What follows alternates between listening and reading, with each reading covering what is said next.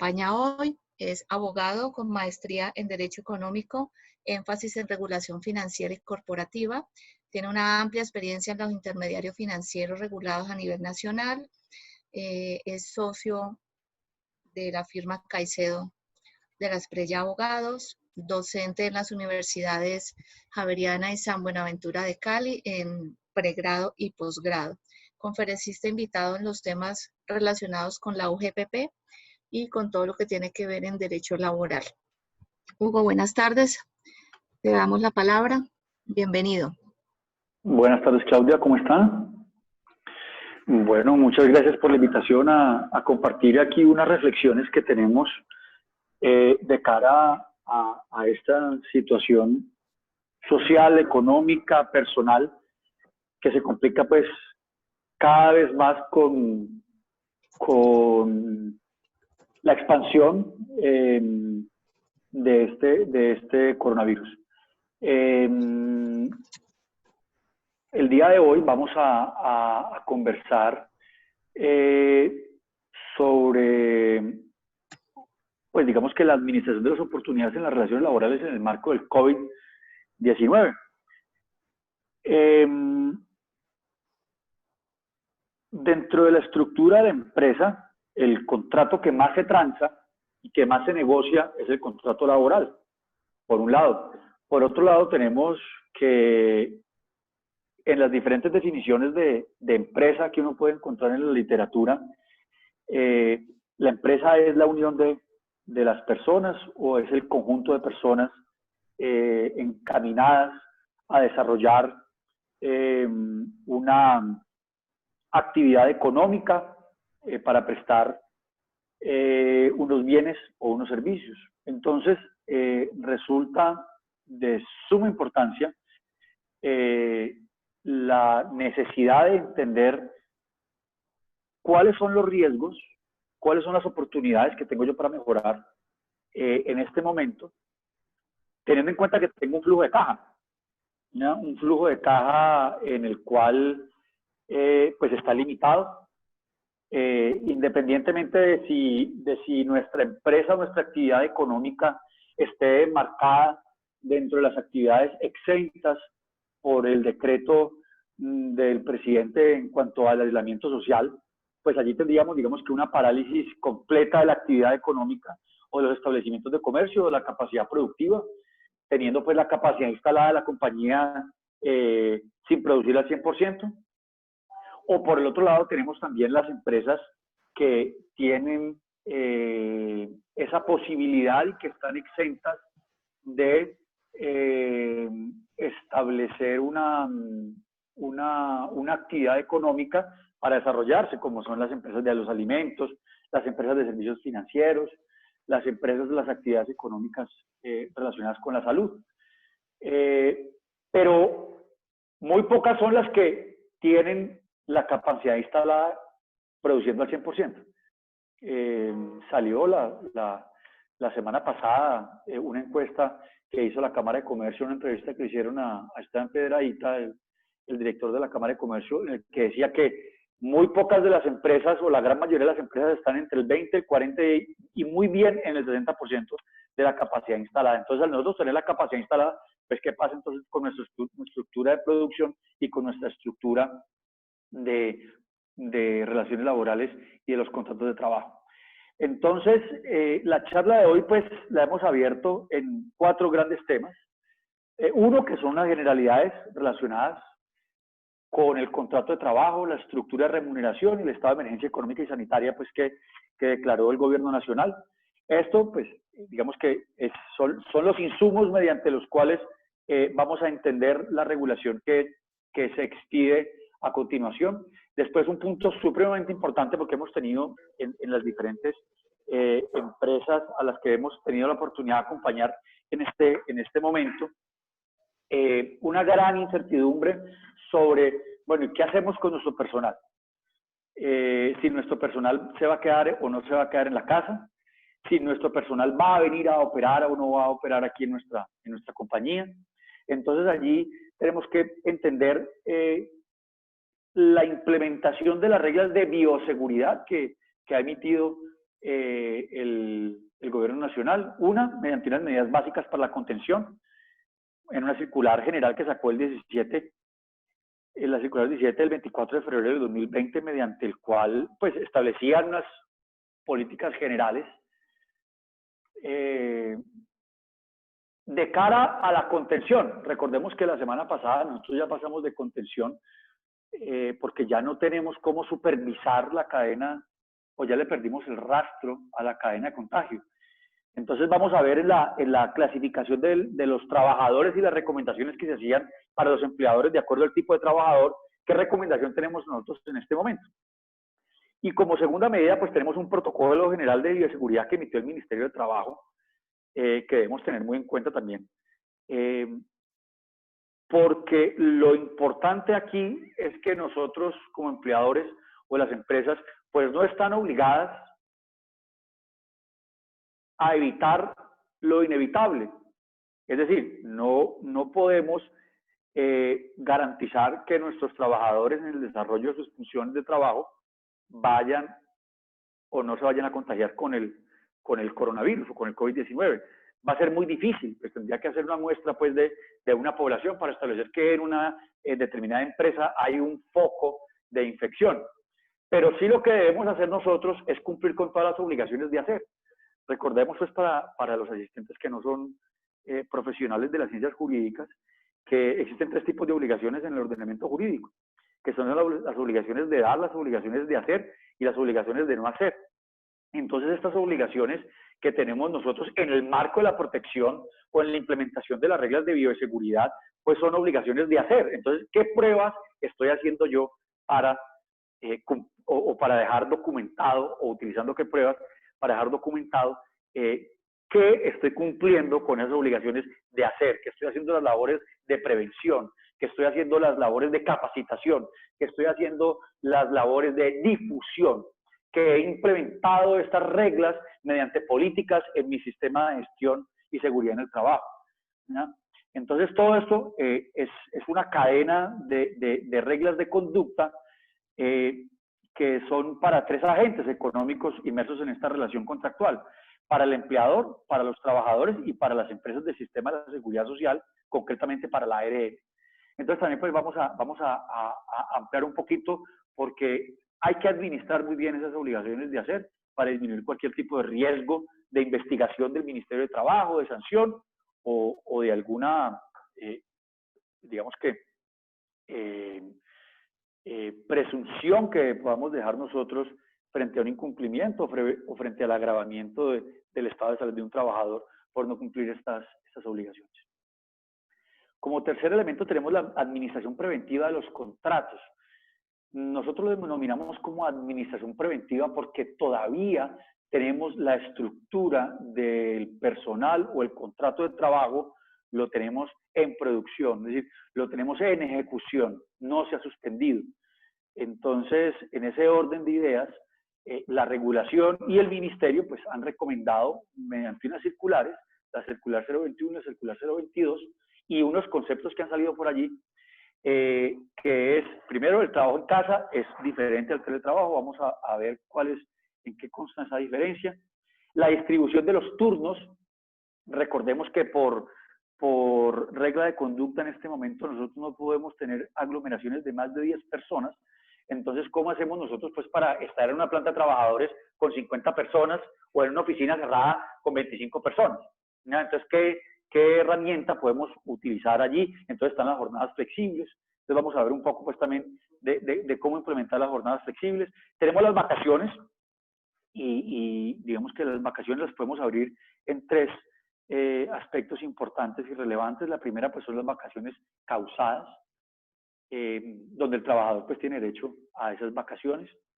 Segundo, tenemos las vacaciones anticipadas y una sentencia por allá de 1969 de un tribunal que a mi juicio, pues digamos que es del 69, y segundo, está haciendo alusión de que son unas vacaciones anticipadas por cuenta de una conveniencia del empleador. Digamos que aquí el elemento de conveniencia pues no existe, aquí estaríamos ante una fuerza mayor y estamos utilizando un descanso remunerado que se le da al trabajador de mutuo acuerdo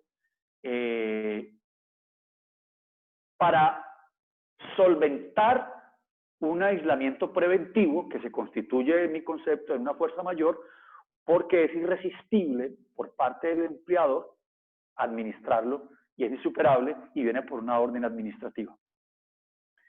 Entonces, digamos que las vacaciones las abriríamos en esas tres estructuras y la licencia remunerada. Recordemos que allí vamos a hablar del artículo 140 del Código Sustantivo del Trabajo y que algunas empresas pues han utilizado la licencia remunerada porque pues tienen una caja importante para desarrollar o para garantizar a sus trabajadores. Por otro lado, tenemos la última, que lo denominamos administración de las contingencias laborales. ¿Por qué contingencias? Porque ya tenemos abierto una situación y es que o tengo que apelar a una licencia no remunerada y la circular 27 del Ministerio del Trabajo sale y dice que las licencias remuneradas están prohibidas porque siempre y cuando porque yo no puedo, o el empleador no puede conminar a su trabajador a solicitar esa licencia no remunerada, y además tenemos también unos precedentes de tutela que ya están reintegrando trabajadores por licencias no remuneradas y por suspensiones de contrato. Entonces vamos a ver cómo le garantizamos el mínimo vital a sus trabajadores. Por otro lado, y recordemos que una circular no puede ir en contra de la ley, ¿no? De forma de jerarquía, pues tenemos que la ley que establece y regula el Código Sustantivo del Trabajo y que implementa el Código Sustantivo del Trabajo en nuestra regulación colombiana, pues tiene una superioridad jerárquica frente a una circular del Ministerio de Trabajo. Recordemos que las circulares que ha emitido el Ministerio de Trabajo también tienen una posición política, ¿no? Y son adecuadas para la situación política que está viviendo Colombia. Pero pues nosotros como operadores jurídicos y como interpretadores de la regulación, pues tenemos que entender también que eso proviene de una entidad política y que pues tenemos herramientas legales que nos pueden asistir. Después viene la suspensión del contrato de trabajo, que a mi juicio es de la última o la penúltima que uno debería implementar. Después tenemos el decreto legislativo 488, donde se establecen diferentes auxilios al cesante y a los trabajadores que tienen disminución de su ingreso. Ese decreto es un espaldarazo para el empleador que de alguna u otra forma garantiza algún tipo de sustento a su trabajador y que él puede ir a reclamarlo. ¿Ya? Si se ve modificada su estructura de ingresos o el de su familia, igual eso lo haría ante los fondos de cesantías privados y ante las cajas de compensación. Y por último, pues tenemos la terminación del contrato de trabajo, que la terminación del contrato de trabajo pues es una terminación del contrato de trabajo en la que hay una cláusula resolutiva en el contrato de trabajo y en esa cláusula resolutiva pues yo puedo terminar el contrato de trabajo. Tenemos que entender muy bien que hay unas terminaciones de contrato de trabajo de forma individual y otras terminaciones de contrato de trabajo que se entienden de forma colectiva y tienen unos límites, ¿verdad? Pero también dentro de esos límites hay exclusiones por ley que no se entienden como despidos porque no se están generando indemnización. Entonces no me empiezan a computar a mí en la parte de los despidos colectivos. Entonces, digamos, ese va a ser el orden del día. Pues digamos que el éxito que tengamos nosotros de desarrollar este orden del día, pues es la fluidez del Internet. Entonces, es recomendable que los videos estén apagados y que pues no nos enteremos de situaciones personales que tenemos cada uno en la casa. Entonces, para ello, tengamos silenciado también el micrófono. Después de la presentación, pues abriremos unas preguntas que pueden ser por chat, las leeremos, o aquí tenemos una herramienta para levantar la mano y entonces daremos la palabra. ¿Ok? Entonces, pues procedamos con el desarrollo del orden del día.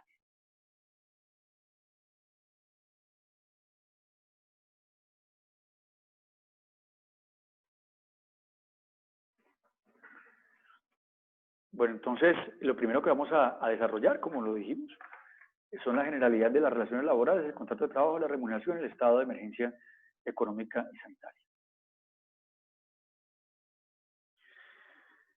Entonces, en el capítulo 5 de la ley 2663 de 1950, que es el Código Sustantivo del Trabajo, en el artículo 37 y al artículo 54 se establece la definición de la relación de trabajo de forma general y de forma especial el contrato de trabajo. Estas relaciones de trabajo y de contrato de trabajo pueden ser de forma directa o de forma indirecta.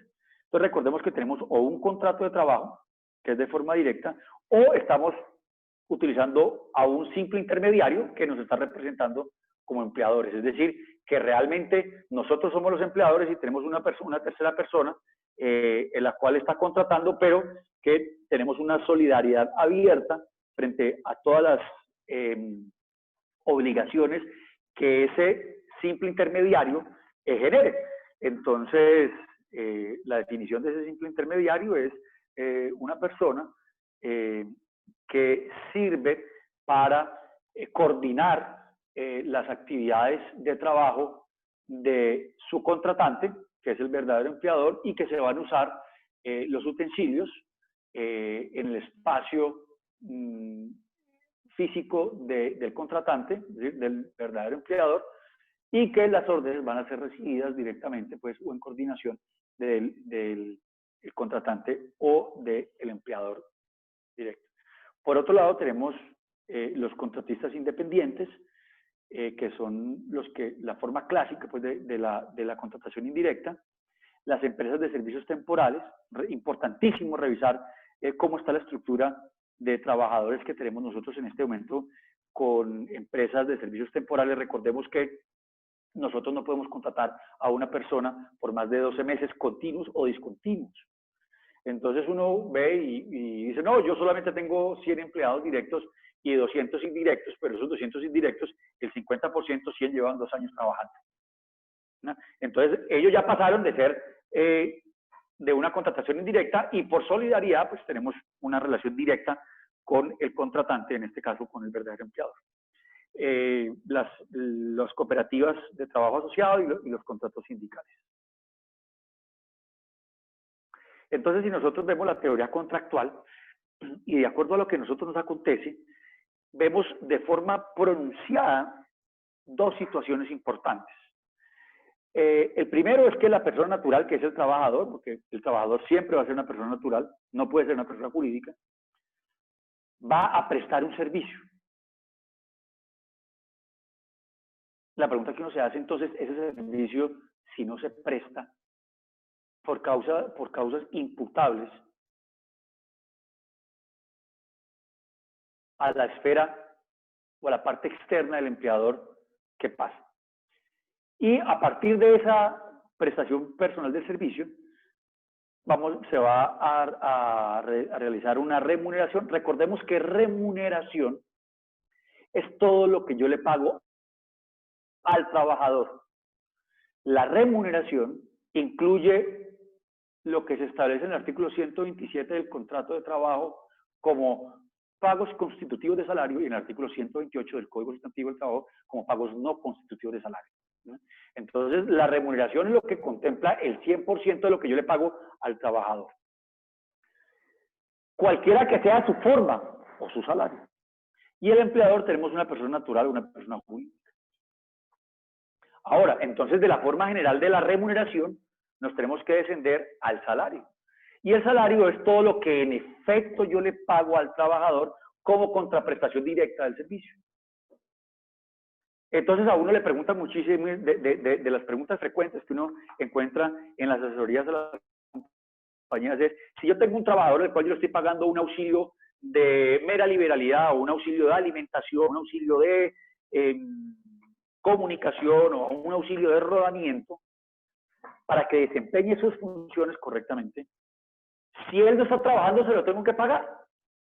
La pregunta es no. Porque usted le está dando ese auxilio para que él pueda ejercer sus funciones, no como contraprestación del servicio, sino para que él pueda ejercer sus funciones. Por eso, cuando las personas están incapacitadas, cuando las personas están con suspensiones de contrato, cuando las personas están en vacaciones, esos auxilios para desempeñar sus funciones, pues no se pagan. ¿Por qué? Porque la persona no está desempeñando sus funciones. Entonces es bien importante que tengamos eso en cuenta. Y por último, pues tenemos en cuanto al salario, algo importantísimo que debemos tener en cuenta y es el artículo 140 del Código Sustantivo del Trabajo. Y ese artículo 140 lo que me dice es que el trabajador tiene derecho a percibir el salario cuando no haya prestación personal de servicio por disposición o por culpa del empleador. El ministerio ya ha sido muy claro y dice, el hecho de que usted no pueda vender porque hay una pandemia no es un caso de fuerza mayor. Ahora, también ha dicho que a él no le corresponde determinar si hay fuerza mayor o no en una situación. Eso lo tiene que hacer el juez. Pero el ministerio, pues como vamos a ver, ha tenido unas resoluciones, ha creado una unidad especial para validar las suspensiones de los contratos y la suspensión y los despidos colectivos. Suspensiones colectivas de contratos y despidos colectivos. Entonces, en ese orden de ideas, pues, tenemos que ser cuidadosos porque adicional de la tutela para establecer un derecho fundamental del trabajador, la sanción moratoria por el no pago de los salarios, también nos podemos ver abocados a una investigación y una multa por parte del Ministerio de Trabajo. Entonces, son contingencias que tenemos que tener en el mapa de decisión al momento de tomar, pues valga la redundancia, una decisión.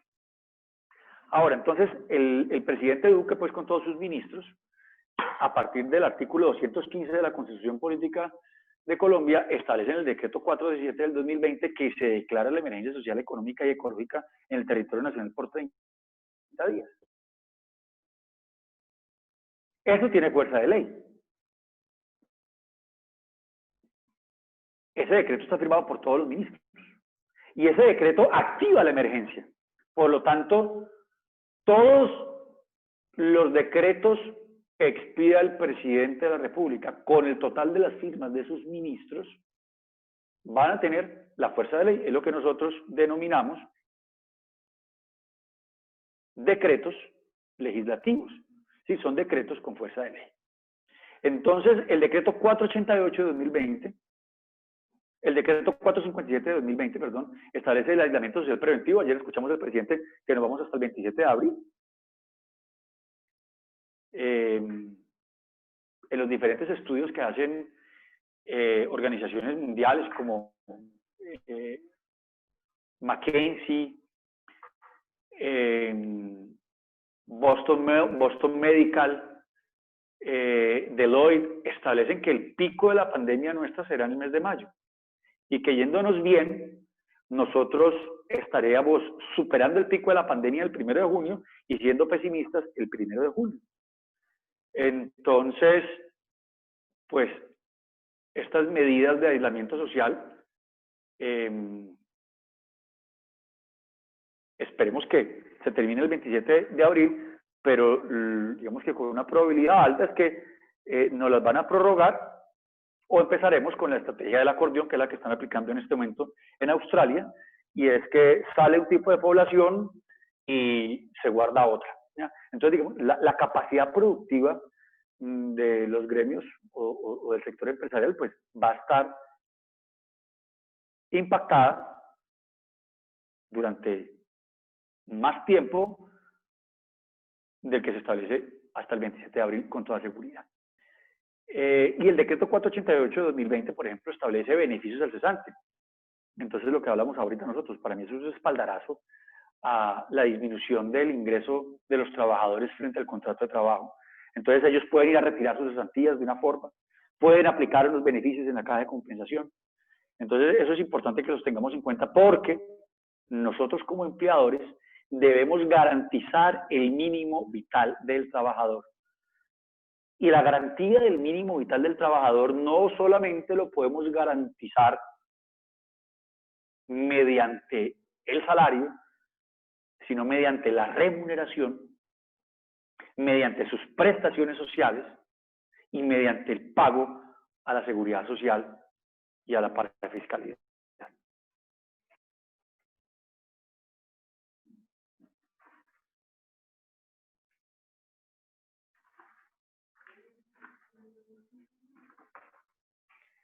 Entramos nosotros en este segundo punto, pues que yo creo que es un punto muy sensible para las empresas que tienen actividad, es decir, para las empresas que no están exentas.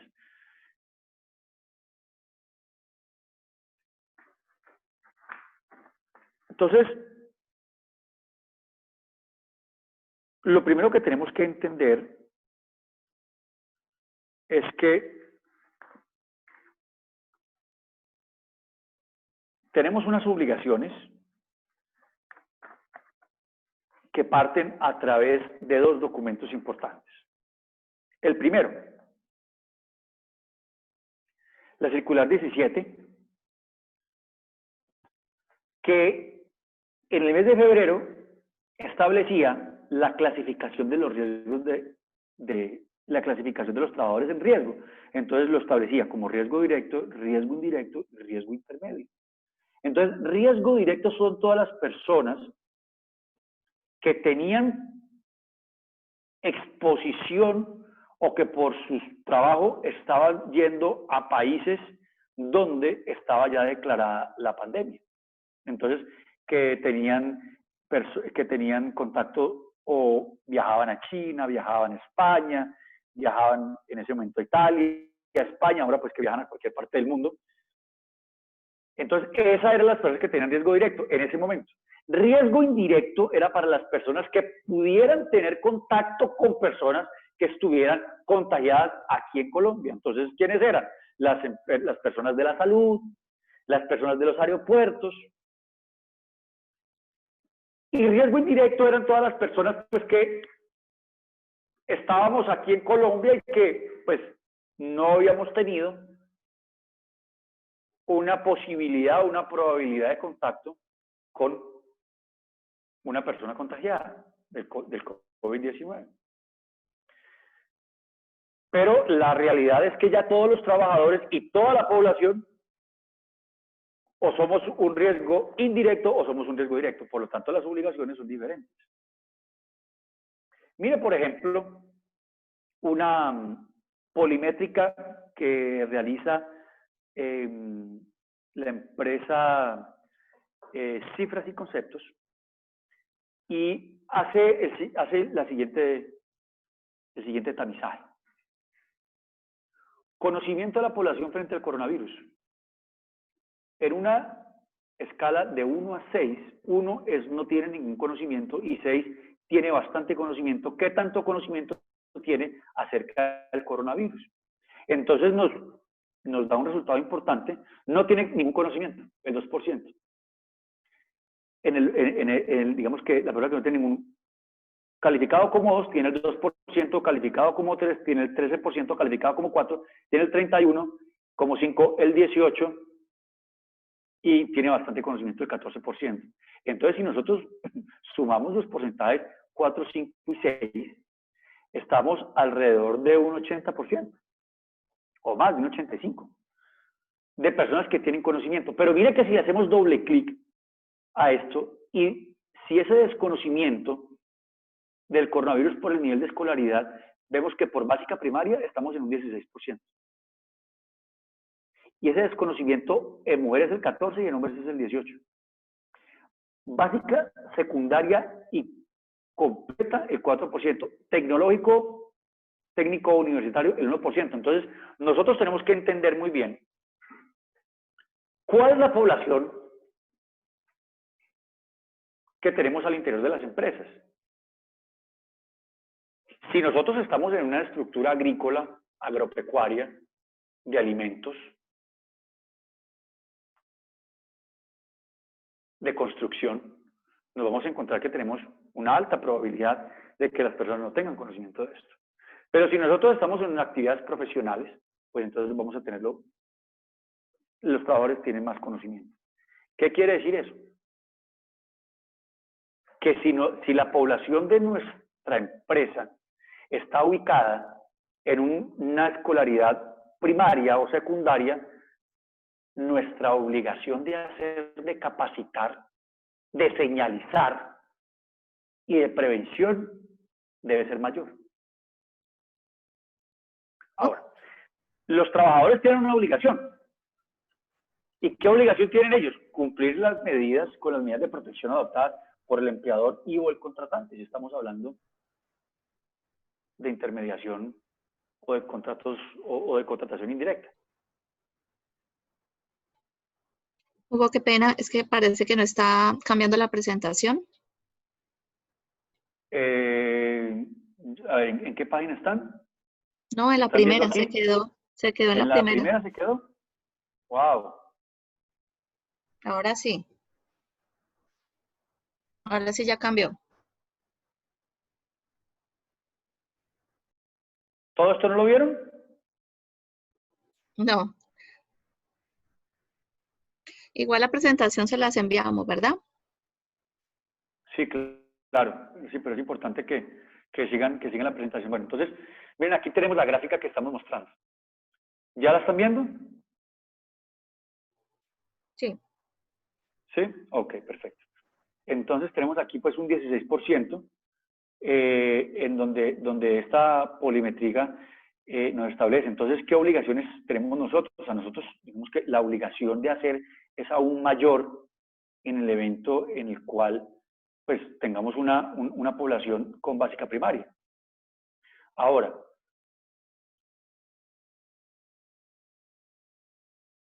nuestros trabajadores deben cumplir con las medidas de protección adoptadas por el empleador y por el contratante. ¿Qué pasa entonces si los trabajadores no cumplen con estas medidas? La pregunta es, ¿yo cómo implementé las medidas? Esas medidas las establecí o las implementé en el sistema de gestión y de seguridad en el trabajo. Las implementé o las tengo implementadas en mi reglamento interno de trabajo.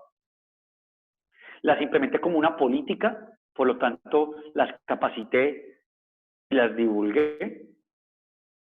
Porque si es así, son obligaciones que tienen los trabajadores, el incumplimiento de ellas, pues es el incumplimiento de sus funciones y de las órdenes del empleador. Por lo tanto, estaríamos, o el trabajador se estaría abocando a una terminación unilateral del contrato de trabajo. Ellos tienen la obligación de asistir a las capacitaciones que realiza el empleador y la ARL. Deben utilizar adecuadamente los elementos de protección personal, es decir, ellos deben utilizar el tapabocas, deben utilizar el agua y el jabón, o el agua y el cloro, de acuerdo a lo que tengamos, o el antibacterial, o lo que tengamos nosotros establecidos. ¿Ya? Eso lo tenemos que tener muy claro. Utilizar adecuadamente estos elementos tal cual como se utilizan los elementos de protección, los EPPs. Tienen la obligación de autocuidado y suministrar información clara, completa y veraz sobre su estado de salud y el de su entorno. La pregunta es, ¿nosotros estamos controlando eso? Nosotros estamos haciéndole de forma reiterada y constante que nuestros trabajadores nos estén declarando mediante una encuesta su estado de salud y el de su entorno. Entonces, todas esas obligaciones que son de ellos, las debemos implementar nosotros.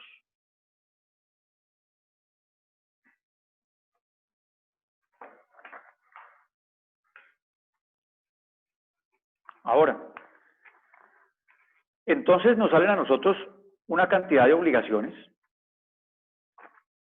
que debemos tener en cuenta. Y entonces, lo primero que nos dice el protocolo que emitió el ministerio es información y señalización. Entonces, ¿qué quiere decir información y señalización? Primero, debo publicar mediante las fuentes oficiales.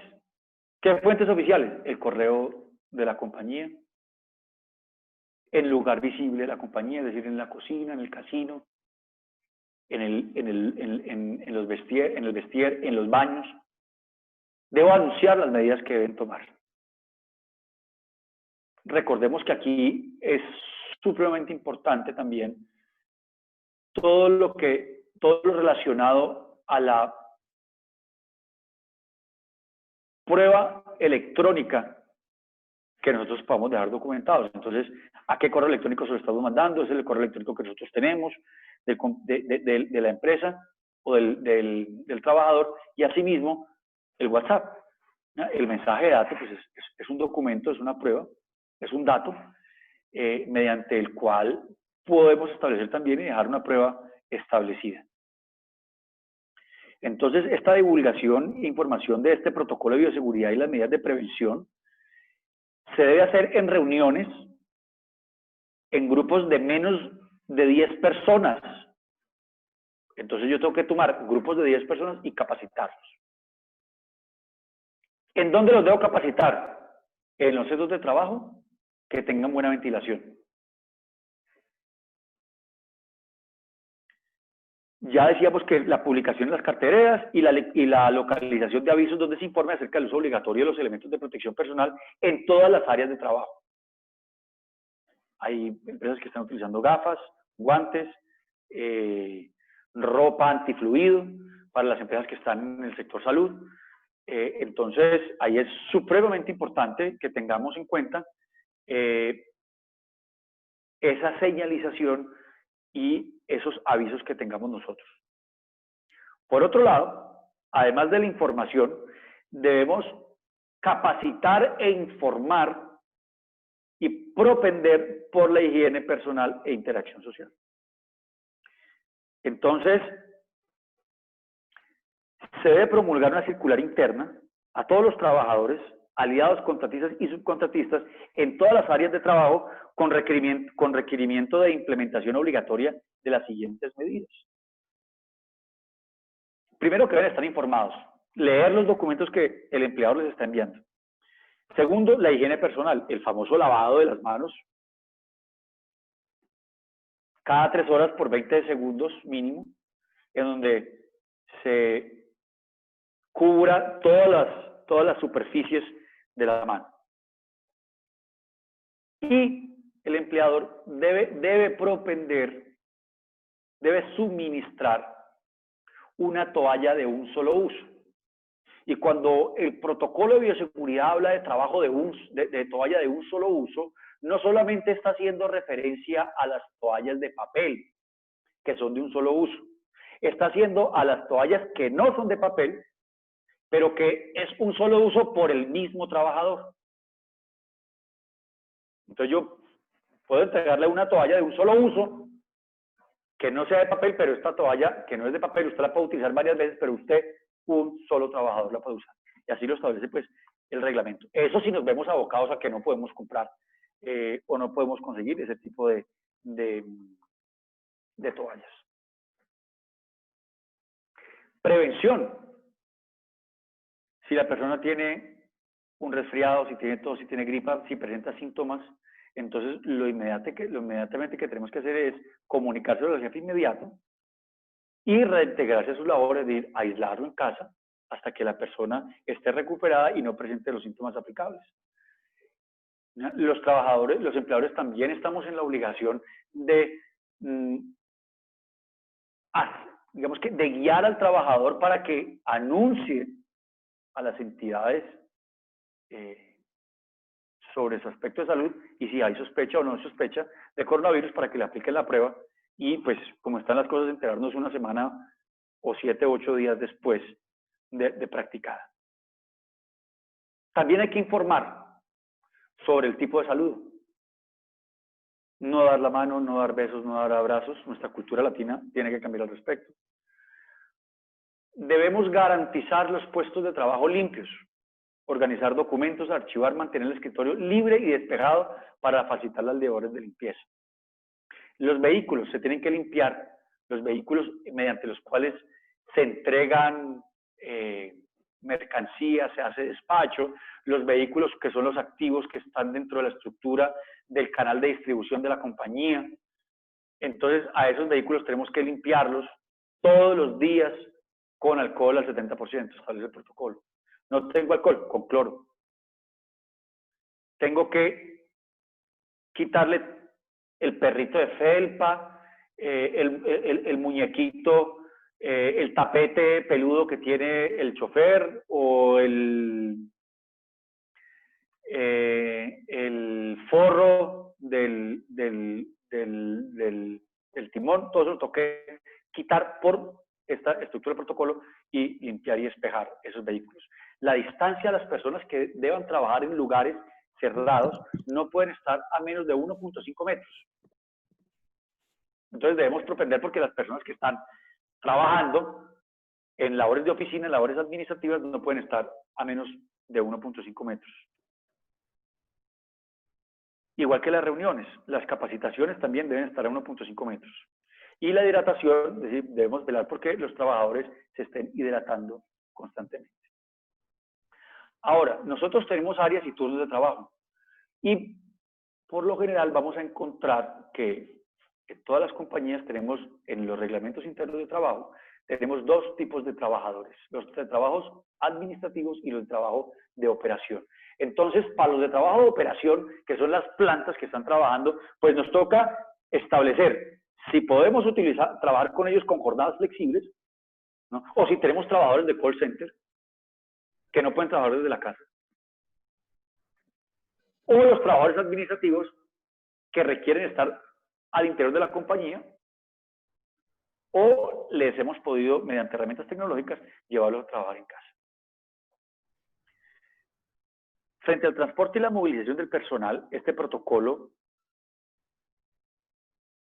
que es del 23 de marzo de 2020, establece que se debe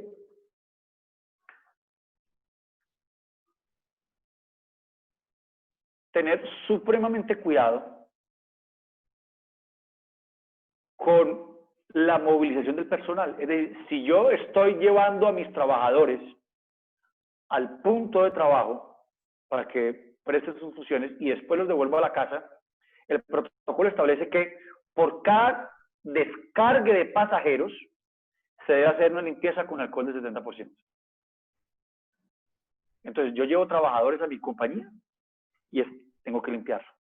Los descargo en la casa y los tengo que limpiar. Y así sucesivamente. Entonces, si ese vehículo me está haciendo 3 o 4 viajes, tengo que hacerle, por de acuerdo a este protocolo, 3 o 4 limpiezas a ese vehículo. ¿Quién me va a decir a mí que lo hice o que no lo hice? El testigo del trabajador, la política que yo establezca y que descienda a las personas que están encargadas de el transporte del personal. La política que yo le exija a mi contratista, que es el que me está realizando eso. Entonces, dentro del contrato de prestación de servicios con esta empresa de transporte que me va a traer y me va a cargar la gente, yo tengo que implementar esa obligación para el contratista. Las personas deben ir con un protector respiratorio y unos guantes. Y una vez termine el recorrido, debe ser desechada. Transporte de carga, suministro de insumos y transporte de equipos y maquinaria, es decir, la cadena de distribución de la compañía. Entonces, se establece unas obligaciones pues muy puntuales. Lo primero, operen las mismas obligaciones para el cargue, para la llevada y recogida de funcionarios a su lugar de trabajo o su destino o su casa. Primero. Segundo, debo implementar baños donde existan toallas, agua y jabón, en donde se realizan los cargues y los descargues. Y allí en ese mismo lugar, debo tener proveeduría de guantes y de tapabocas.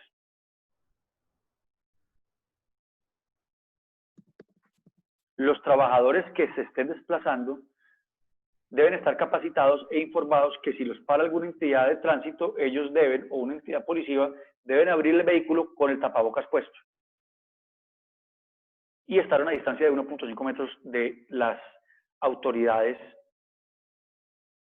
policivas.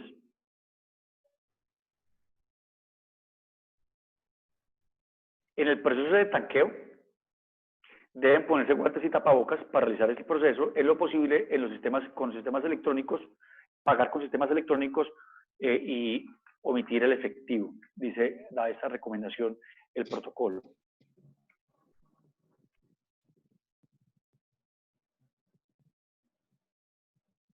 Ahora, vemos también entonces los elementos e insumos de control biológico.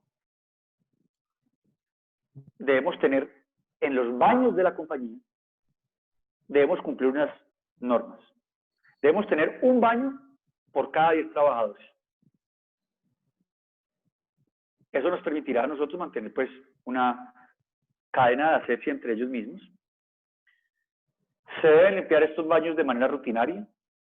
Ubicación de lavamanos en proporción de 1 por cada 10 trabajadores.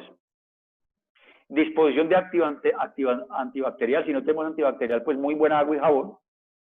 Y suministro de estos elementos para que ellos estén realizándose lavados de manos y asepsia cada 3 horas con una duración de 20 segundos. Disponer de toallas suficientes en estos baños de un solo uso e implementar canecas de uso exclusivo para residuos ordinarios y biológicos. Entonces, esto es en cuanto a los elementos de insumo del control biológico. Entonces, miren que hay muchas obligaciones que estos protocolos les están de forma obligatoria para que las cumplan los empleadores. Entonces, tenemos que tener mucho cuidado y mucho conocimiento al respecto. ¿Qué debemos hacer? Apoyarnos de la persona que tenemos contratada con la licencia para el sistema de gestión y de seguridad en el trabajo, y que sea ella la que nos apoye en el desarrollo de todas estas políticas y en el área jurídica le den la validez y la implementación para que sean reglas de conducta al interior de la compañía por sus trabajadores. Hugo, ¿puedes mirar en qué diapositiva vas? Porque quedamos en la... ¿Seguimos en la misma? Que dice... ¿Sí, en la misma? Ok.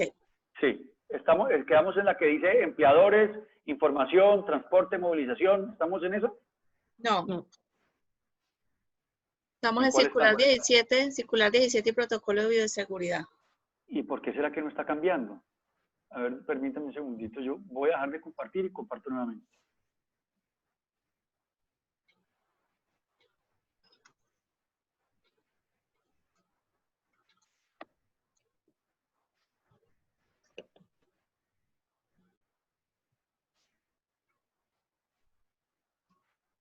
¿Cambió la diapositiva?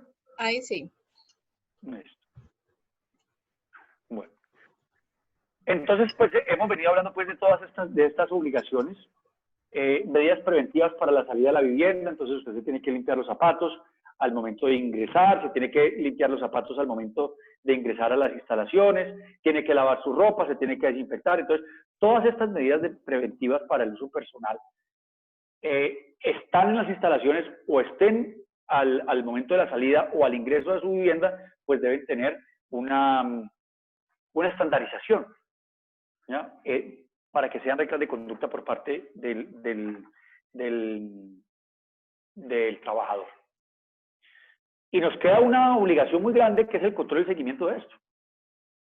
Ese control y seguimiento es lo que nos va a permitir a nosotros, pues,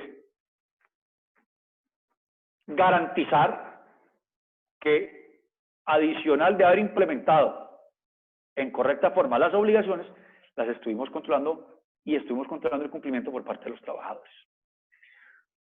¿Me confirman si cambio de diapositiva, por favor? ¿Cambió? Claudia. Sí, sí cambió.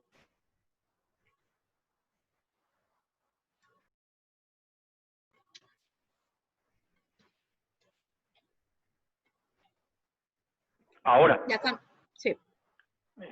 Nosotros tenemos que estar muy, muy, muy de la mano con la ARL. Porque la ARL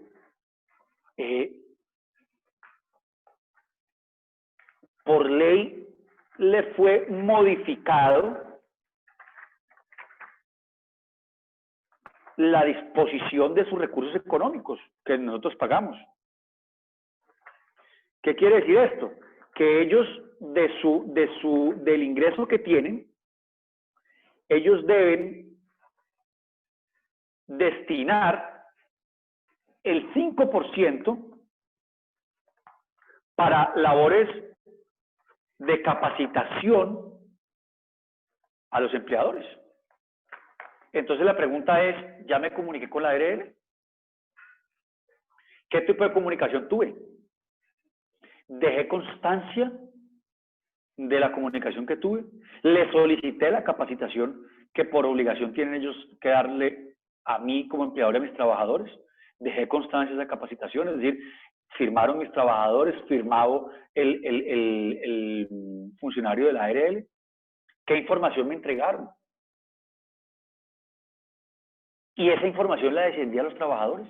Entonces, yo debo impactar de forma directa a la ARL como entidad de la seguridad social para que me entregue capacitación, información, elementos de ayuda visual y yo dejar expresado, dejar probado que me han entregado esos documentos y de la forma en como yo se los estoy entregando a mis trabajadores. Cambio nuevamente. ¿Aquí cambié? Sí. Ok.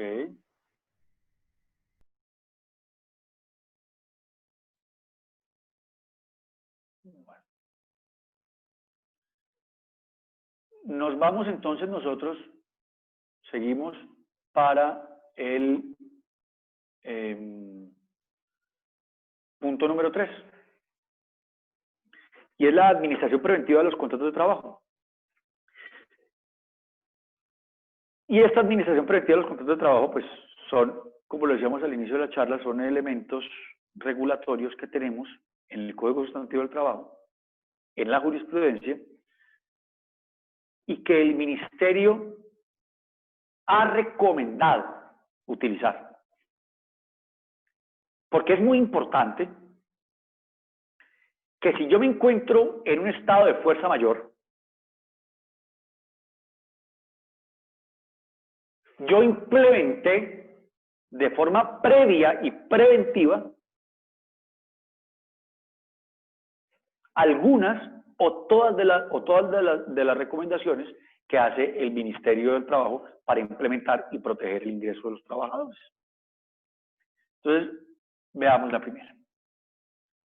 El trabajo en casa. Esta modalidad podrá ser implementado siempre y cuando exista acuerdo entre el empleador y el trabajador. Es supremamente importante el acuerdo. Hay abogados que dicen, no necesita autorización, no necesita el consentimiento. Nosotros lo recomendamos. Porque en los diferentes documentos que se puedan ir concertando con el trabajador, yo puedo ir implementando situaciones o precaviendo situaciones futuras. Un accidente de trabajo en la casa. Entonces, la diferencia con el teletrabajo tiene que ver con el accidente de trabajo. Y es que para que yo pueda utilizar el teletrabajo, yo debo tener una visita de la ARL para verificar las condiciones de trabajo en las que respecta a las características físicas, biológicas, ergonómicas, psicosociales que puedan incidir en la generación de riesgos de la seguridad y salud en el trabajo. Tanto el trabajador como el empleador deberán contar con una guía de prevención y actuaciones de situación de riesgos. Esta guía debe suministrar por la ARL a la que le encuentre afiliado el empleador. Por lo tanto, en trabajo en casa no necesariamente se tienen que cumplir todas estas obligaciones todas estas obligaciones, pero como nosotros estamos en este momento en una incertidumbre en si la situación económica me va a permitir a mí llegar al final de esto, o yo voy a tener que prescindir de algunos puestos de trabajo. Esperemos que no sea eso y Dios mediante podamos mantener todos los puestos de trabajo. Pero si no puedo hacerlo, entonces yo también debo administrar de muy correcta forma, debo precaver posibles fueros por estabilidad reforzada, fuero de salud, por algunos de los trabajadores. Y si esa enfermedad que se origina allí, en un accidente en la casa, la cubre la EPS como enfermedad general o la cubre la ARL. Y esperemos que no vayamos a entrar en el ping-pong en el cual ellos juegan al momento de establecer estas dos entidades de la seguridad social si la enfermedad es de origen general o es de origen profesional. Entonces, pensando en eso, y en la medida de lo posible en que la logística de la compañía así lo permita, es importante dejar planteadas situaciones en estos acuerdos.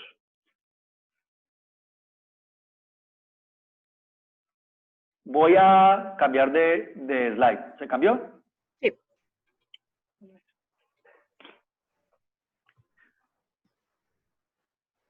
Entonces nosotros tenemos una jornada ordinaria. Y esa jornada ordinaria, pues, son 48 horas semanales. Máximo, el trabajador puede tener 2 horas de trabajo suplementario o lo que comúnmente se denomina horas extras. Es decir, que un trabajador no puede trabajar más de 10 horas al día. Ahora, si yo dentro de mi contrato de trabajo, dentro de mi reglamento interno de trabajo tengo establecida la jornada flexible, yo puedo establecer, esto a manera de ejemplo, la siguiente jornada. El lunes usted no trabaja, el martes trabaja 10 horas, el miércoles trabaja 10 horas, el jueves trabaja 10 horas, el viernes trabaja 10 horas y el sábado trabaja 8 horas. Está completando las 48 horas a la semana. Y usted descansa el dominical, pues por obvias razones, porque va a tener un incremento del 75%, y descansa el lunes u otro día de la semana. Entonces yo puedo concentrar población de trabajadores. Entonces yo puedo decir, unos trabajan martes, miércoles, jueves, viernes y sábado, y otros trabajan, si tengo una empresa 24/7 en la planta de producción, domingo, lunes. Y entonces yo puedo empezar a sortear mediante esta estructura y me estoy ahorrando horas extras, pues por los picos de producción diario que tengo, no por la suma de horas a la semana, me estoy ahorrando horas extras en los diferentes turnos. Ahora, también existe la posibilidad del turno partido. Es decir, usted trabaja 4 o 5 horas, se va para su casa y regresa 3 horas después. Entonces, eso me permite a mí estar oxigenando las plantas o los lugares de trabajo de gente y estar teniendo trabajadores activos de acuerdo a los tipos de producción que yo tengo. La que tenemos más abajo es la denominada jornada 636. Y esa jornada 636, ¿qué quiere decir? que el trabajador trabaja 6 días a la semana, 36 horas, y le pago un salario mínimo. Él no está trabajando las 48 horas a la semana, está trabajando 36.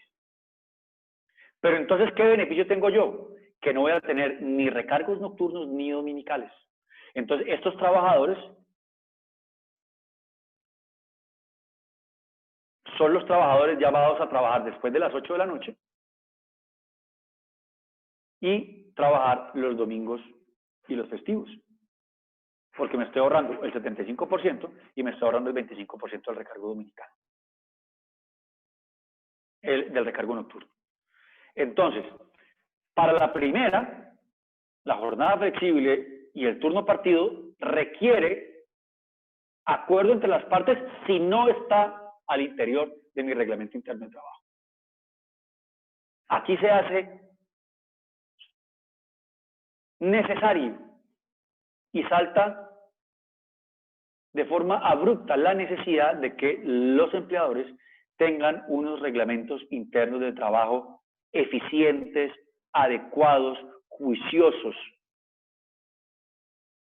y que procuren la disciplina administrativa de los trabajadores en su compañía. Porque si yo lo tengo implementado, para el primer caso, la jornada flexible, si yo no lo tengo implementado en el reglamento interno de trabajo, pues entonces me toca hacer acuerdo con el trabajador. La segunda, que es la jornada 636, como es una modificación de la jornada de trabajo, sí requiere necesidad de acuerdo entre las partes, por lo tanto se debe hacer mediante un otro sí.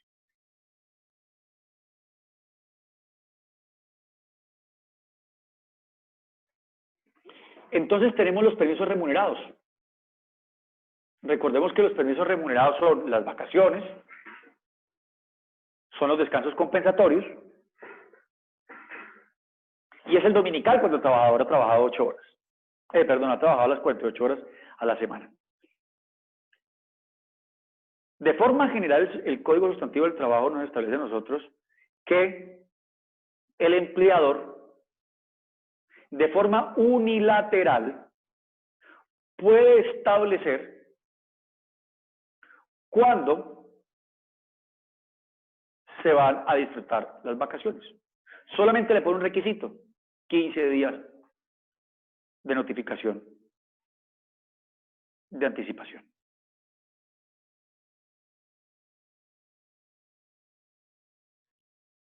Entonces, usted va a disfrutar sus 15 días hábiles. Y si nuestra empresa trabaja los sábados, el sábado es un día hábil, por lo tanto se cuenta como día de vacaciones. Entonces, en ese orden de ideas, aquí tenemos lo que establece el Código Sustantivo del Trabajo y lo que establece la regulación COVID-19. Entonces, por un lado tenemos los trabajadores que hubieran prestado sus servicios durante un año, tienen derecho a 15 días hábiles consecutivos de las vacaciones remuneradas. Y deberán el empleador notificar con 15 días de anticipación la fecha en la que se le concederá las vacaciones. ¿Qué dice la regulación COVID? Como el anticipo de las vacaciones no está proscrito por la ley, no está prohibido, usted lo puede hacer. Usted puede anticipar las vacaciones sin que hubiera cumplido el año de servicio. Por cada año de servicio causado, tengo 15 días de vacaciones.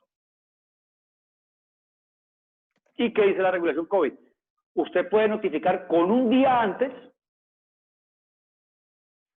al trabajador, y asimismo el trabajador también tiene la posibilidad de notificarle con un día antes de que quiere tomar sus vacaciones, si se ponen de acuerdo.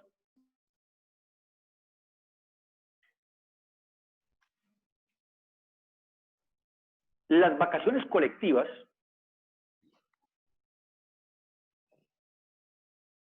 son, como su nombre lo dice, los permisos remunerados a una colectividad de trabajadores. Y cuando hablamos de colectividad de trabajadores, no estamos hablando de que sean todos los trabajadores de la compañía. Es que pertenecen a una colectividad.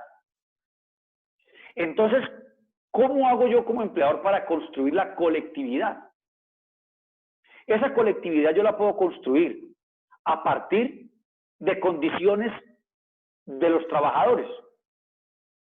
Una línea de trabajo, una línea de producción. Los trabajadores con tantos años de servicio.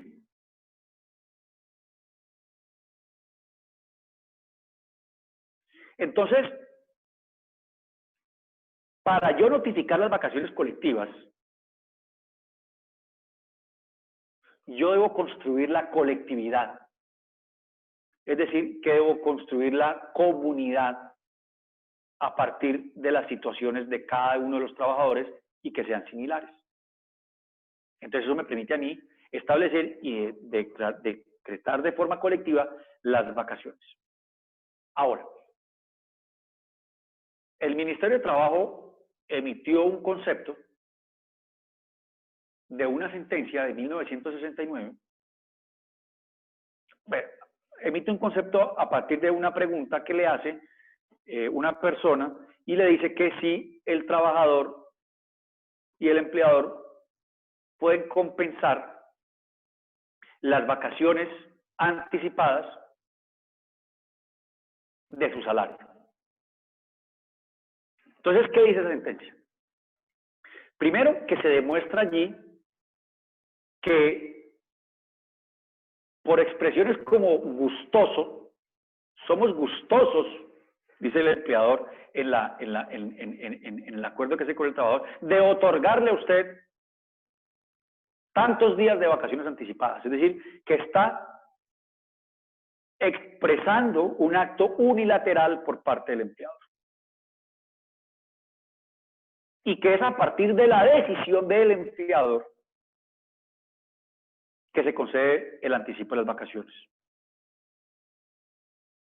Es por ello que nosotros recomendamos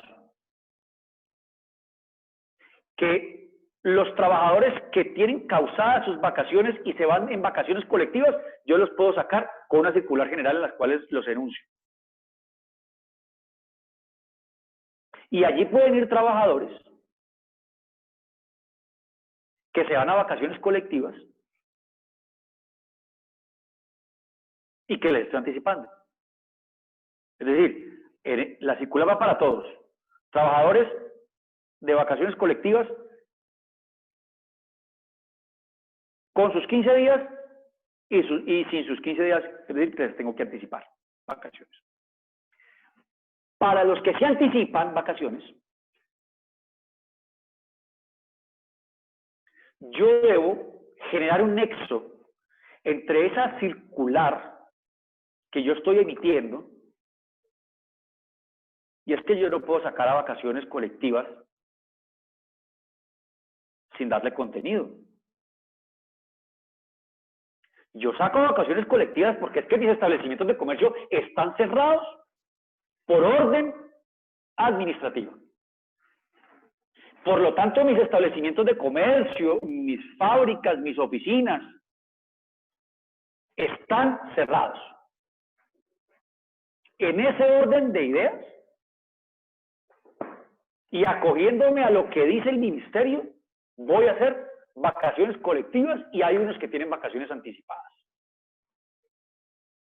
Pero yo entonces, ¿qué es lo que debo hacer? Expresar que yo estoy tomando esa medida no porque es que yo quiera, sino porque es que yo estoy ante un hecho insuperable para que ese trabajador pueda prestar su servicio. Y la forma menos gravosa es esta, para el trabajador. Porque sí, yo en mi contabilidad tengo registrada la provisión de vacaciones, pero eso es contable, eso no es caja. Y si uno lee el Cisne Negro y si uno lee cualquier cantidad de documentos que han salido para interpretar esta crisis y recomendaciones, lo primero que tienen que hacer los empleadores es cuidar la caja. Y esta medida a mí no me está cuidando la caja, antes al contrario. Porque es que las vacaciones dice que se tienen que pagar el momento en el que las personas salen a disfrutarlas. Entonces, en ese orden de ideas, ¿yo qué tengo que hacer? Pagárselas al momento de que sale el trabajador a vacaciones. ¿Qué quiere decir eso? Que estoy anticipando obligaciones económicas. Pero yo sí puedo, y por eso es importante el común acuerdo, establecer que las vacaciones se las pago con la próxima quincena.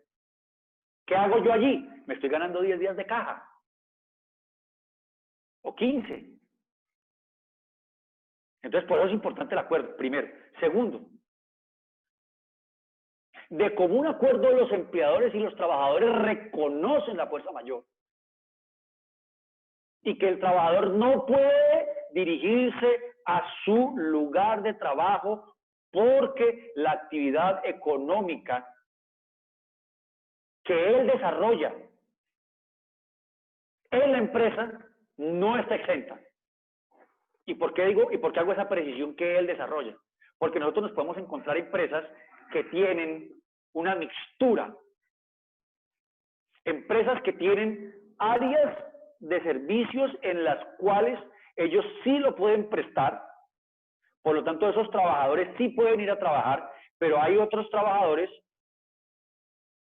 que no pueden prestar sus servicios. En los hoteles, en los restaurantes. Si usted va a trabajar a través de domicilios, usted toda la planta de producción la puede tener, pero el trabajador puede prestar la atención al consumidor, al cliente, a la mesa, a tomar el pedido, no puede. Por lo tanto, su actividad como tal no está exenta. Entonces, segundo elemento que tenemos que determinar y aclarar y especificar. Y tercer elemento, establecer la compensación sobre la base, primero, que esto lo estamos haciendo por fuerza mayor o caso fortuito. Segundo, que lo estamos haciendo de común acuerdo. Tercero, que es la medida menos gravosa. Cuarto, que es una recomendación del Ministerio de Trabajo. Quinto, que lo haremos sobre derechos ciertos y discutibles.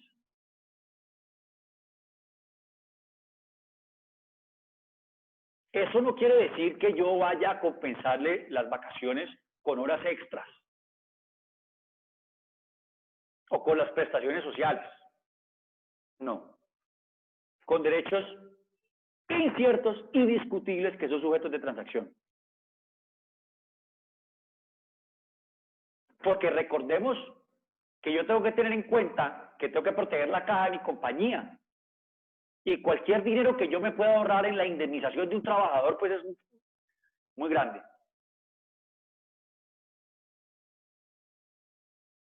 Porque la indemnización sí es transable. Entonces,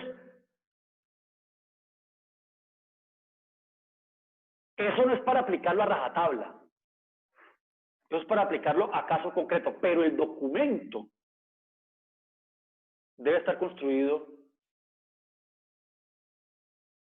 con esos 3 drivers que nosotros acabamos de mencionar que debemos tener. Ahora, las licencias remuneradas. No se suspende el contrato. Yo le estoy pagando a usted, pero no me lo preste. Entonces, pues, allí la conclusión es que usted simplemente no va a la compañía. ¿Yo qué es lo que me estoy ahorrando? Para los trabajadores que ganan menos de 2 salarios mínimos, me estoy ahorrando el subsidio legal de transporte. Para los trabajadores que tienen auxilio extralegal de movilización, pues no se lo pago. Para los trabajadores que tienen auxilio de comunicaciones, pues no lo pago. Es decir, todos los auxilios no constitutivos de trabajo, pues no los pago en esa licencia remunerada. ¿Por qué? Porque usted no me está prestando servicio, pero yo sí le pago el salario. No es 100% de la remuneración, porque recordemos que por concepto de la UGPP, que aquí también entra la UGPP, y tenemos que tener muchísimo cuidado con todo el registro contable y en nómina de estos pagos, porque el día de mañana van a fiscalizar estos periodos.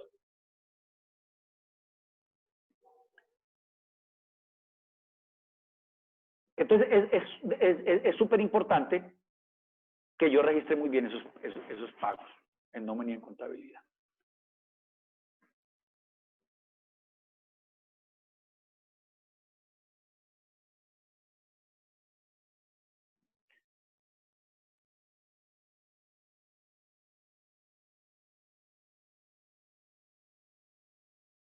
¿Cambió la diapositiva? ¿Me confirman, por favor? Sí, sí cambió.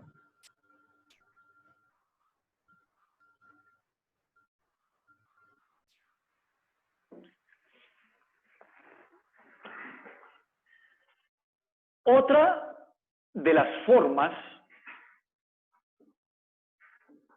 que uno le puede hacer frente a esto es a través de la modificación del contrato de trabajo.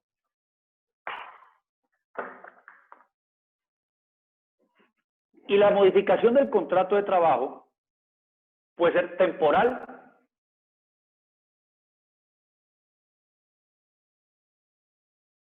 porque recordemos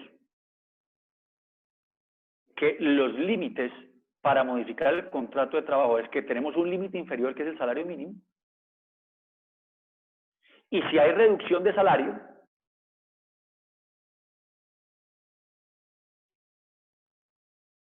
que no atente contra los mínimos vitales del trabajador, debe haber acuerdo entre las partes. Por lo tanto, es un mutuo acuerdo. Entonces, miren esta encuesta que vuelvo a traer acá. Miren lo que dicen los trabajadores. ¿Usted o algún miembro de su hogar ha perdido el empleo en el último mes? Dicen que no, el 62%, sí, el 38%. ¿Ha sentido que su empleo está en riesgo? Dicen que no, el 36%, y dicen que sí, el 64%. Pero miren lo que dice acá, lo que está abajo. ¿Qué tan de acuerdo está con la siguiente afirmación? Apoyar a la empresa, a las empresas, es apoyar la generación de empleo. Totalmente de acuerdo el 52%. Ni de acuerdo ni en desacuerdo el 38%. Y totalmente en desacuerdo el 10%. Es decir, que tenemos un 10% que no estaría dispuesto a apoyar la empresa para preservar el empleo. ¿Eso qué me implica a mí? Que yo puedo hacer modificación del contrato de trabajo. Para el área administrativa, yo puedo modificar la jornada laboral. Usted fue contratada por 2 millones de pesos para una jornada laboral ordinaria. Bueno, vamos a ponerla a medio tiempo mediante esto sucede y usted trabaja en casa. ¿Cuánto es su salario? 50%.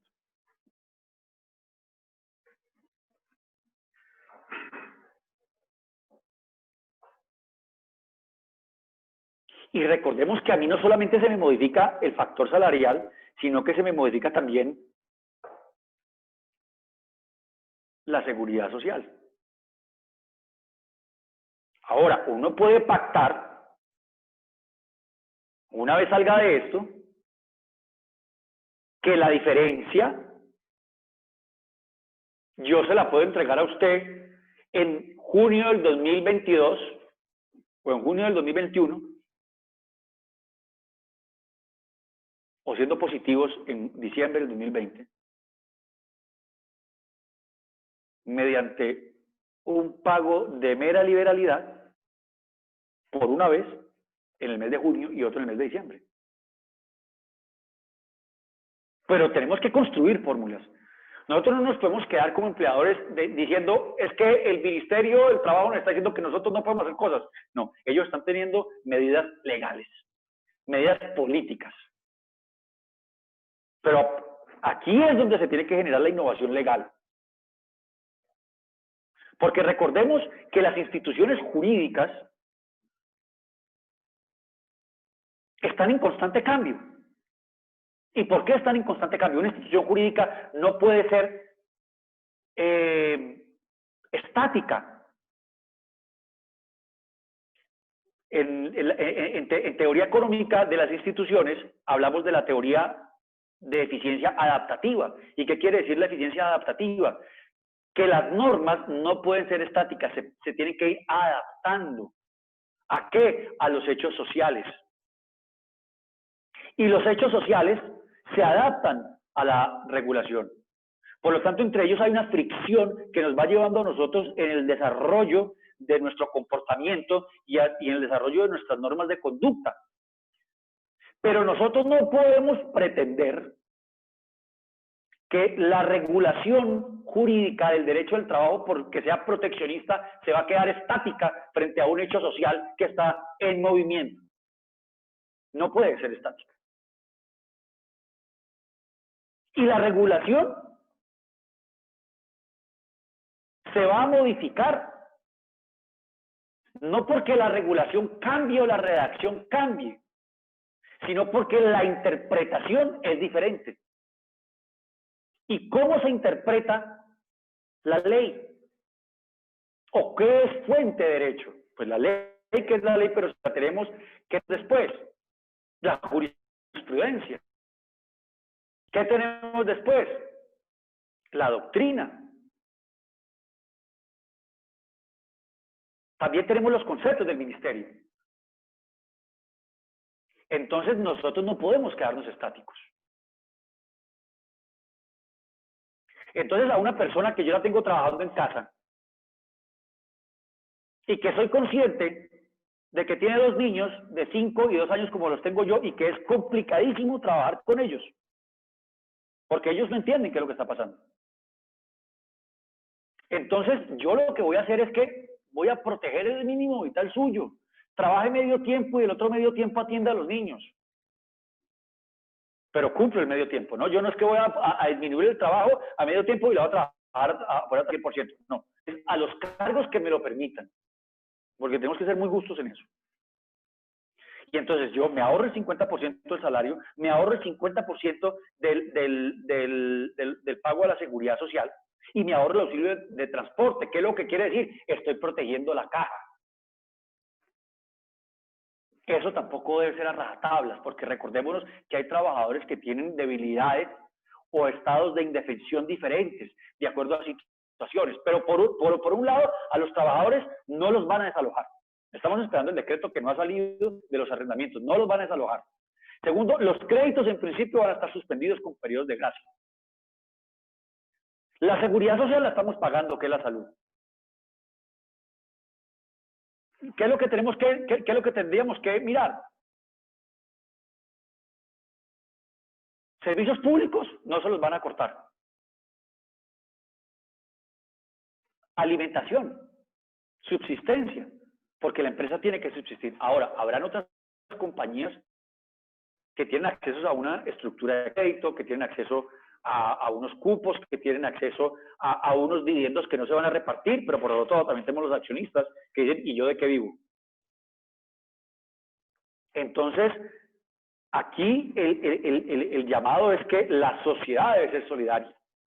Y entonces debe ser solidaria al Estado con los impuestos y con lo que no se terminen de robar. El sistema financiero, que va a ser un gran jugador en esto, el empleador y el trabajador. Porque no se lo podemos cargar todo al empresario. Porque ya el contrato de trabajo el contrato de trabajo está financiando las pensiones, está financiando la salud y está financiando los riesgos profesionales. Y entonces el empresario, ¿de qué vive? Vuelvo y repito, esto no es a rajatabla, esto no es una posición general, ni mucho menos. Estos son herramientas que yo tengo para ir aplicando caso por caso y analizando caso por caso, cuidando y administrando los riesgos, preservando el contrato de trabajo y garantizando la subsistencia de los trabajadores, de los puestos de trabajo y de la empresa.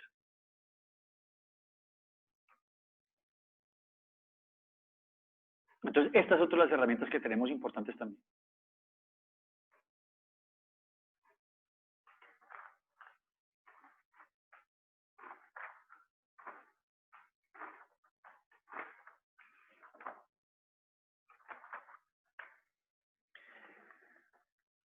Pasamos a lo que nunca queremos pasar, o a lo que esperemos que no pase.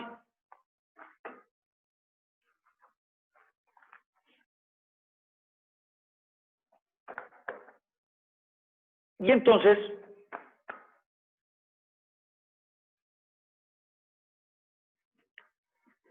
lo tenemos enumerado de 1, 2 y 4, de acuerdo al impacto que esto tiene en el contrato de trabajo. Entonces, primero, licencia no remunerada es una suspensión del contrato de trabajo.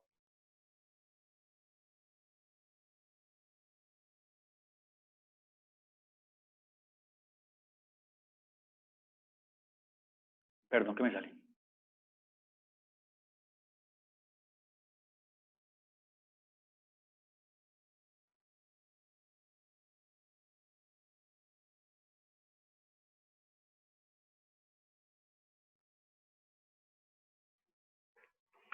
La licencia no remunerada es una suspensión del contrato de trabajo. Es una suspensión. ¿Por qué? Porque yo no le pago salario y usted no me paga a mí, ¿qué? Usted no me presta a mí. Ahora, yo no pago salario, pero sí pago el 100% de la seguridad social, porque yo no tengo de dónde descontarse al trabajador. Entonces, la seguridad social en salud y en pensión estamos en un 26.5%. Y lo está pagando el empresario. Sin coartar la libertad del trabajador y respetando el mínimo vital. Entonces, esas licencias remuneradas, no remuneradas,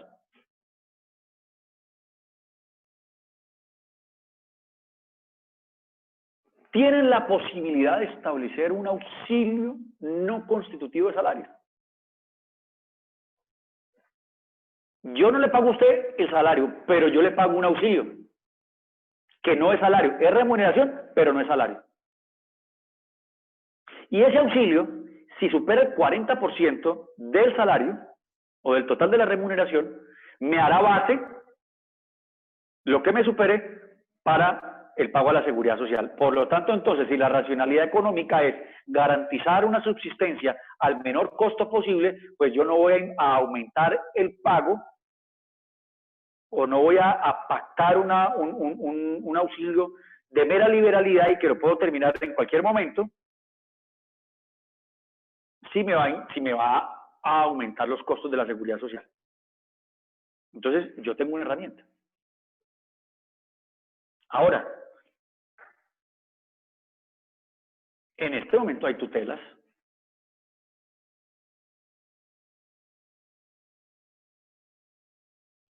Pero no han establecido la fuerza mayor. No han establecido la protección del mínimo vital. No han establecido la voluntariedad del trabajador.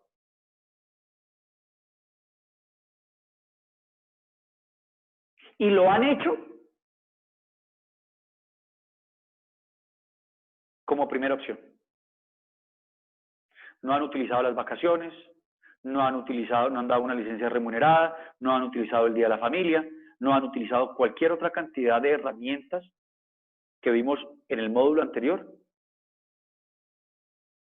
Porque esto es un proceso que yo debo ir llevando y esperemos que esta sea la última de las decisiones que yo tengo que tomar. ¿Esto qué requiere? Como un acuerdo. Por lo tanto, es supremamente importante proteger el clima organizacional de la compañía en estos momentos. Pero como ya vimos, las tendencias están en que los trabajadores están apoyando al empleador. Entonces, por incertidumbre legal,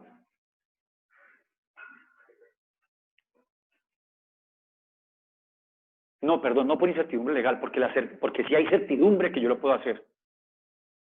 Por la incertidumbre que genera el ministerio y algún juez garantista mal defendido, el empleador en esas acciones de tutela, porque están mal defendidas, cuando uno se las lee, el accionado se defendió de forma muy regular, mediante documentos a medias que no cierren los riesgos.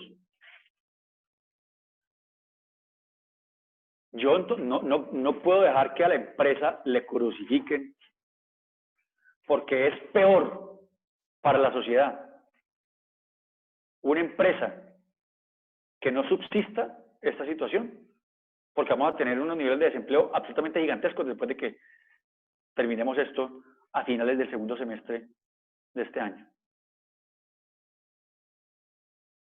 Ahora, Los trabajadores están confinados, los empleadores están confinados, no tenemos cómo comunicarnos.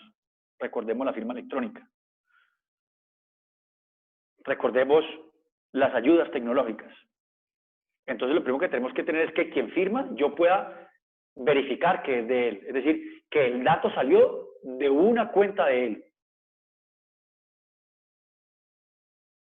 Que sus datos están registrados en mi compañía. Que tengo la política de protección de datos personales de ellos porque la voy a utilizar en debida forma. Porque no demora después la SIC más adelante con una queja que llega a pasar y venga a nosotros a buscarnos los datos personales por la firma de estos contratos. Y que haya una expresa aceptación del documento por parte del trabajador.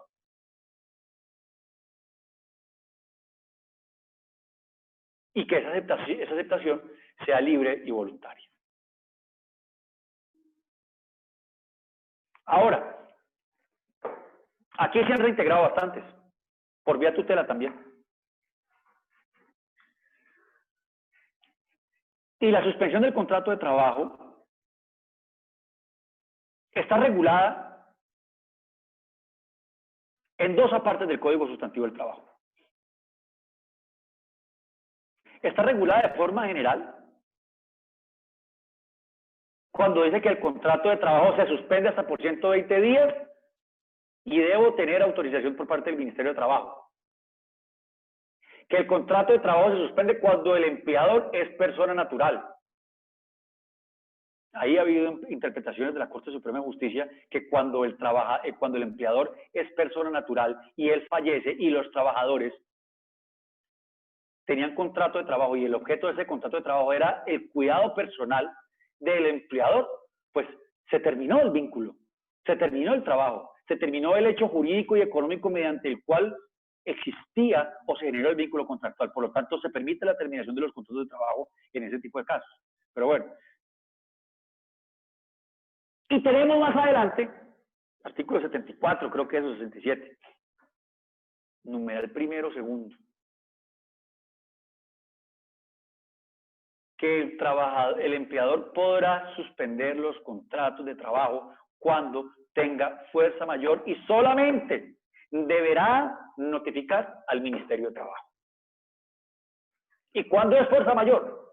Entonces miremos los criterios jurisprudenciales que ha establecido la Corte Suprema de Justicia para la fuerza mayor. Entonces, causa del acontecimiento, hechos producidos por la naturaleza o prohibimiento de la autoridad administrativa o judicial. El Ministerio de Trabajo ya ha generado interpretaciones, ¿no? Y el de Salud también. Ha generado interpretaciones que la pandemia no es una fuerza mayor. Pero sí el aislamiento social preventivo para las entidades o las empresas o los trabajadores que presten servicios a empresas donde la actividad económica no esté permitida. Conducta de la gente, es decir, conducta del empleador. Tenemos una imposibilidad absoluta de superar este hecho. Hasta el 27 de abril, en principio, no podemos hacer nada. No podemos. Importancia del acontecimiento, hechos más destacados y significativos no puede existir. Elemento integrador, el acontecimiento es irresistible. Nadie puede resistir esto. Por eso es importante que al momento de que se vaya a alegar la irresistibilidad, yo haya mostrado acciones de resistirlo. ¿Y cómo mostrar acciones de resistirlo? Con el primer paquete de medidas. Si yo no implemento el primer paquete de medidas, a mí me queda muy difícil meterme aquí. Exterioridad del acontecimiento, es un acontecimiento externo y puramente objetivo. Efecto liberador. Sí le concede el efecto liberador, es decir, sí le concede la posibilidad de declarar la fuerza mayor al momento del cumplimiento de las obligaciones. Y esto no es solamente para los contratos laborales. Esta es la interpretación de la Corte Suprema de Justicia, Sala Civil, solo que es la fuerza mayor. Entonces, si yo no tengo fuerza mayor, debo solicitar autorización al Ministerio del Trabajo si voy a suspenderlo hasta 120 días. Si tengo fuerza mayor, yo notifico al Ministerio de Trabajo y lo hago mediante acuerdo, es decir, vamos a suspenderlo de mutuo acuerdo, de acuerdo, planteando estas situaciones, o yo lo suspendo hasta que la fuerza mayor, es decir, hasta que el acontecimiento termine. Recomendaciones, no debe ser la primera. Segundo, aumenta los casos de fiscalización del Ministerio de Trabajo, es decir, van a tener al Ministerio de Trabajo investigándolos. Tercero, reclamaciones de trabajadores mediante el clima laboral y ojo con la defensa de los tutelas. Porque el Ministerio ya salió y dijo, vea, yo no soy el que debe interpretar si eso es un hecho que genera fuerza mayor. Eso lo interpreta un juez. Y entonces, se están yendo hacia el juez de tutela solicitando la protección del estado de debilidad y entonces el juez lo está devolviendo. Entonces, allí, en esas tutelas, nosotros hemos encontrado pues muchísimas interpretaciones.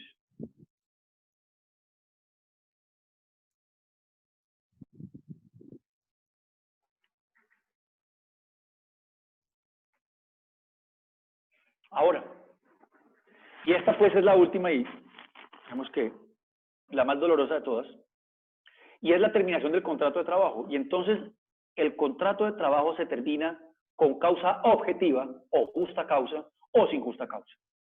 Cuando estamos hablando de causa objetiva o con justa causa, no hay indemnización, por lo tanto no computa para despidos colectivos. Recordemos que la diferencia entre recordemos que es la causa objetiva, es decir, que el contrato se termina. ¿Por qué? Por vencimiento del término. Yo notifiqué que no se prorrogaba, porque hay un contrato de obra o labor y se terminó la labor, porque el trabajador fallece. Entonces, hay causas objetivas por las cuales se terminan los contratos, o con justa causa. Es decir, adelanté el proceso disciplinario y logré despedir con justa causa. Ello no me computa para los despidos colectivos. Lo que me despida para los despidos colectivos es sin justa causa.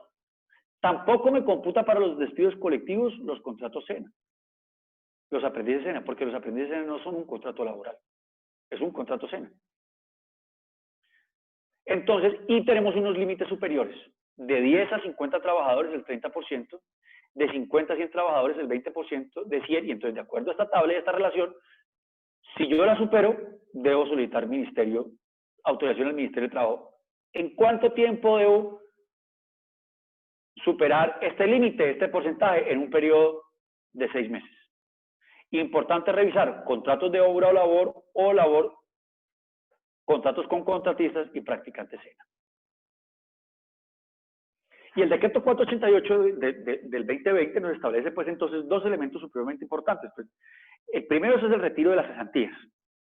Y entonces, ¿qué es el retiro de las cesantías? El retiro de las cesantías es que un trabajador le pide a su empleador una certificación en la cual el empleador le certifica que él ha tenido una reducción de su salario por picos de producción, por disminución de horas extras, por modificación del contrato de trabajo, por licencia no remunerada pactada entre las partes.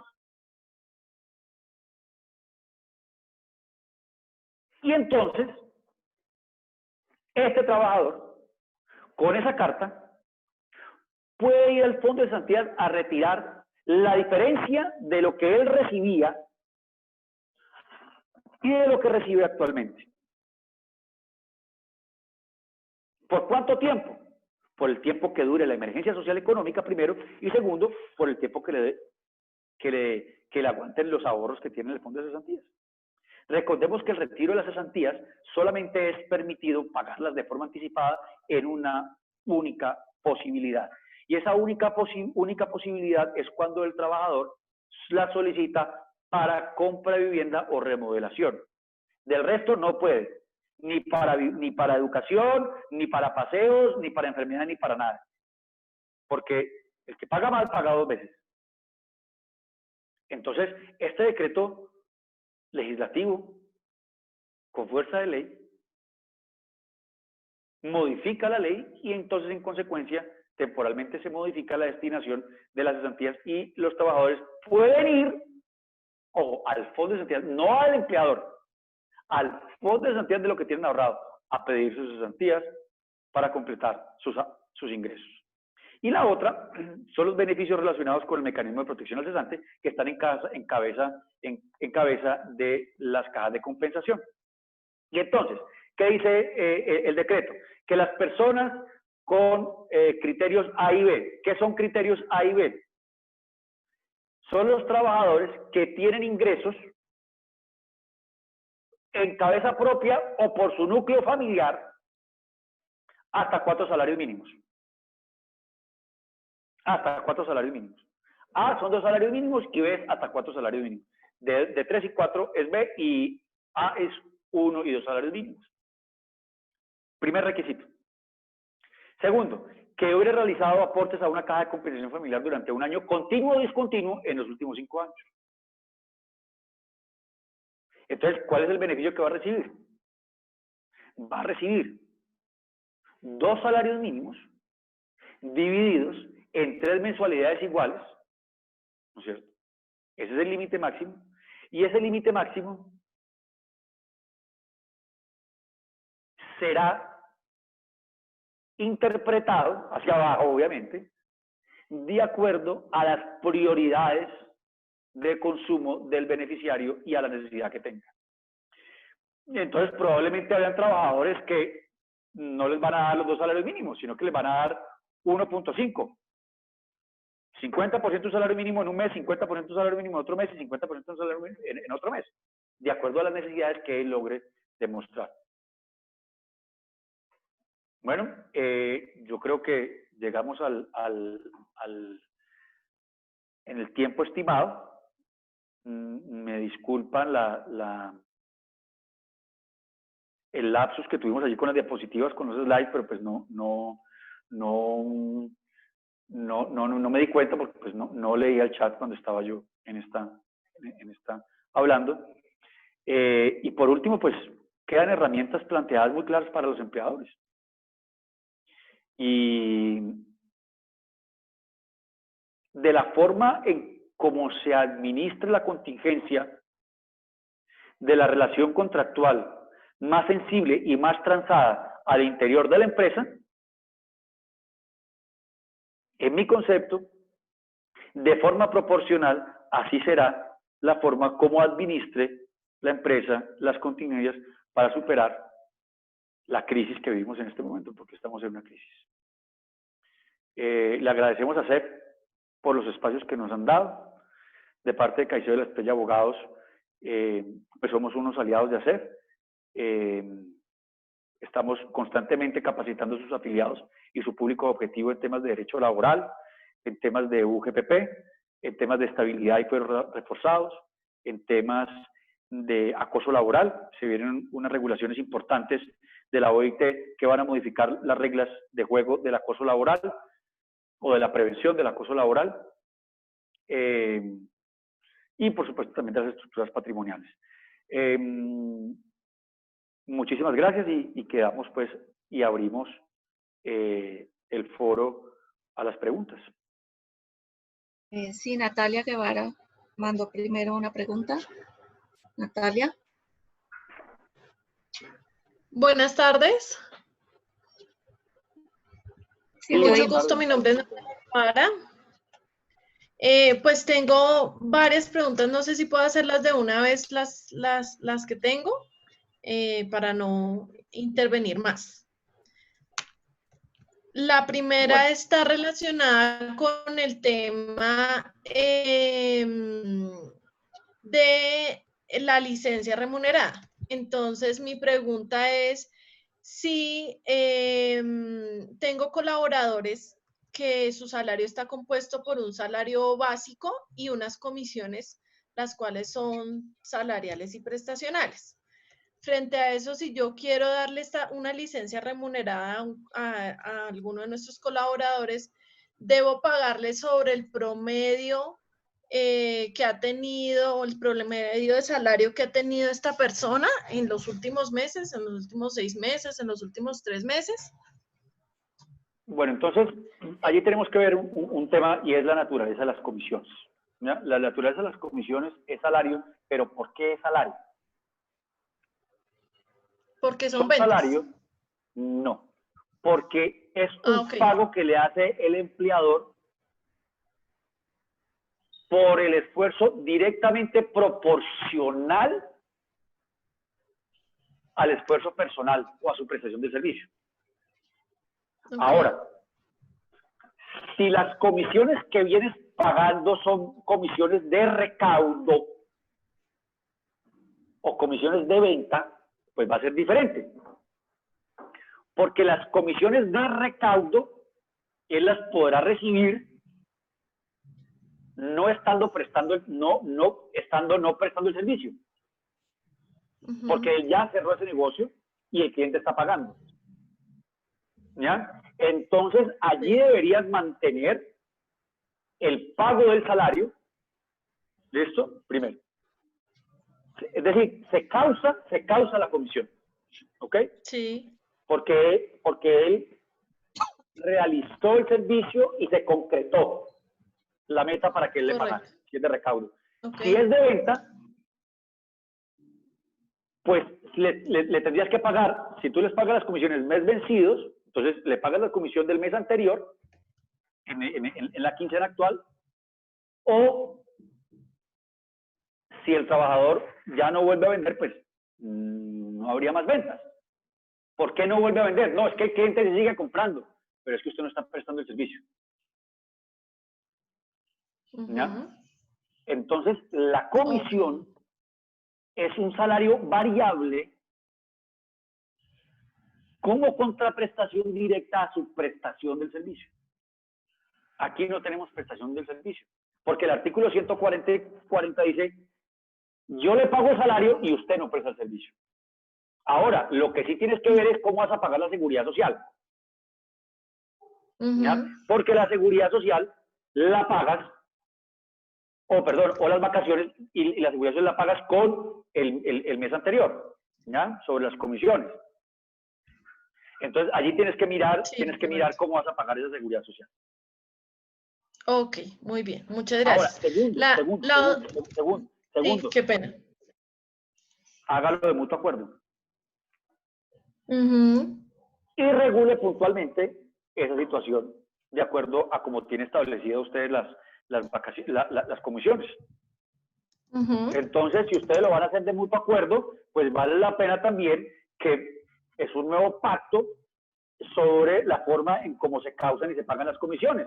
Porque si usted le va a pagar las comisiones por recaudo, pues usted le dice, yo no las puedo pagar ahora, pero se las pago fraccionada en 5 cuotas, sin tasa de interés, dentro de los próximos 6 meses siguientes al levantamiento de la emergencia económica.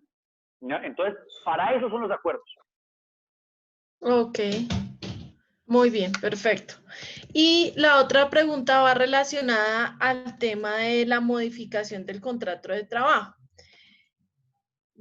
Yo tengo una persona, entonces puedo decirle o llegar a un acuerdo con esa persona para mandarlo a una licencia remunerada, pero no pagándole el 100% del salario, sino un porcentaje menor, llegando a un acuerdo con el colaborador.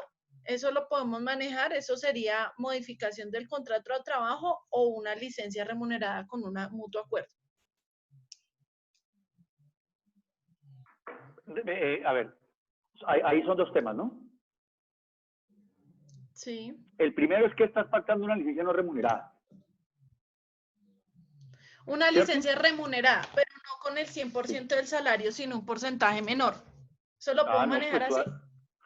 Tú puedes modificar el contrato de trabajo, modificas el salario, que respeta los mínimos legales y haces la licencia remunerada.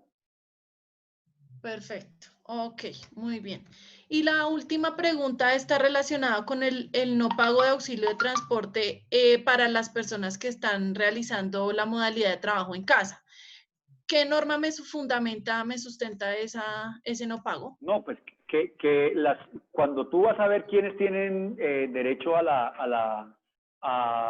auxilio legal de transporte, son dos condiciones que se deben de cumplir.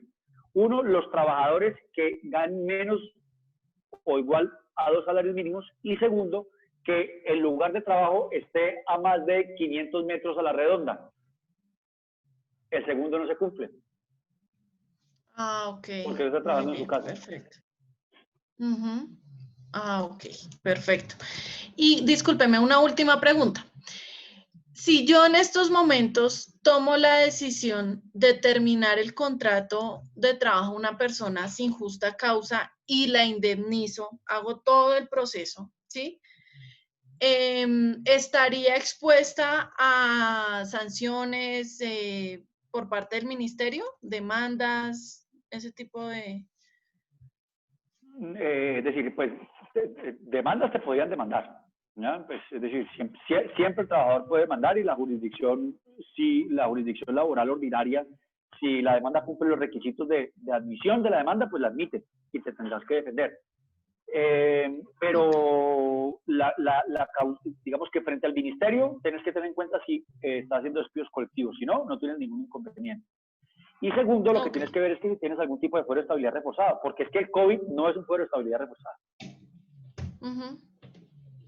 Muy bien, perfecto. Eso es todo. Muchas gracias, muy amable.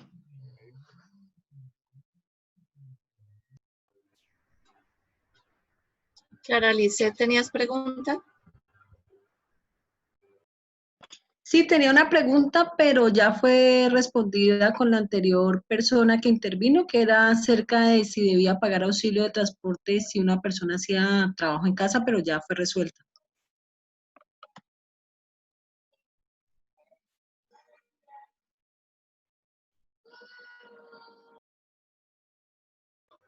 ¿Alguna otra pregunta? Carlos Becerra.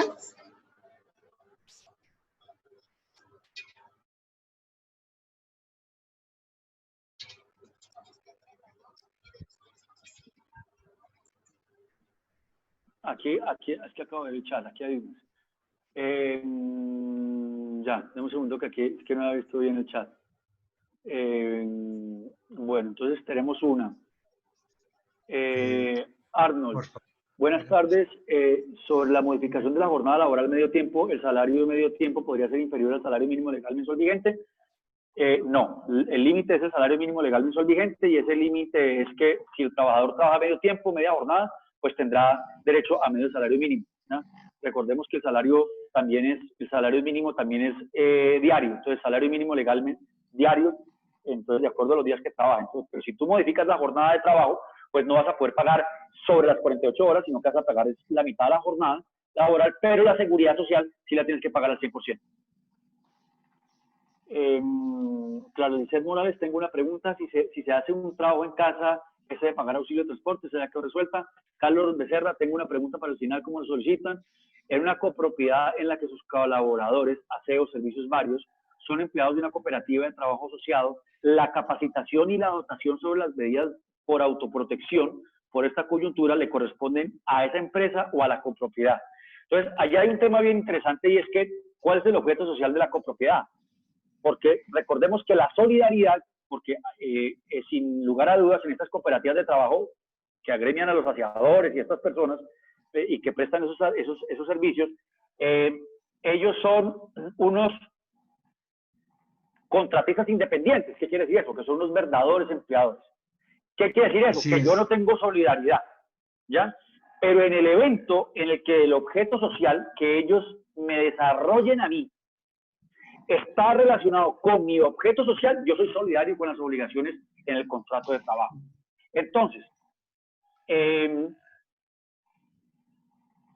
yo considero que las copropiedades, porque ya me han hecho esta pregunta, no sobre los elementos de protección personal, sino otro tipo, de si las copropiedades son solidarias con los aseadores y con los vigilantes. Entonces, si uno se va al objeto social de esa copropiedad, pues es para que las personas vivan en conjunto y para ello necesitan que les hagan el aseo, que les abran la puerta, que les cuiden el garaje y en fin, pues y el todero que mantenga las instalaciones adecuadas para el disfrute y el goce de los habitantes. Entonces, en principio, uno podría estar vislumbrando una solidaridad. En ese orden de ideas, lo que menos podría hacer la copropiedad es solicitarle por escrito a esa empresa que suministre esos elementos de trabajo. Ahora, tenemos que ver también el contrato que tiene la copropiedad con la cooperativa. Si en el contrato está establecido que esos elementos los otorga la copropiedad, pues digamos que por extensión esa obligación se aplicaría acá. Pero si está que ellos los otorgan, pues por extensión estarían a ellos. Ahora, lo mínimo que podemos hacer es exigirle a la copropiedad, a la cooperativa por escrito que le entregue la dotación a estas personas requeridas. ¿Ya? Gracias, porque doctor.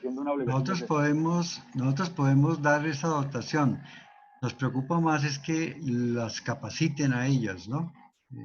O sea que puede haber una especie de compromiso mutuo, o sea, nosotros damos la dotación, que es lo que cuesta en un momento dado, y ellos se encargan de esa capacitación. ¿Podría ser algo como eso? Sí, señor.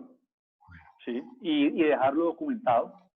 Claro, muchas gracias, doctor. En una solicitud, con mucho gusto, doctor.